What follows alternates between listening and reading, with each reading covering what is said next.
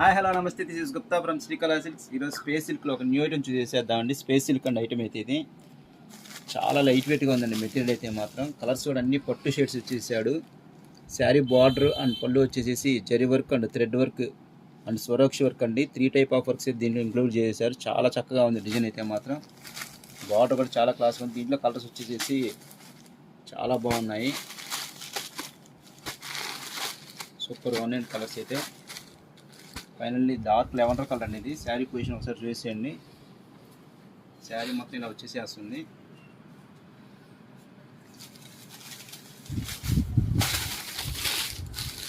శారీ చాలా క్లాస్గా ఉందండి. చాలా లైట్ వెయిట్గా ఉంది మెటీరియల్ కూడా.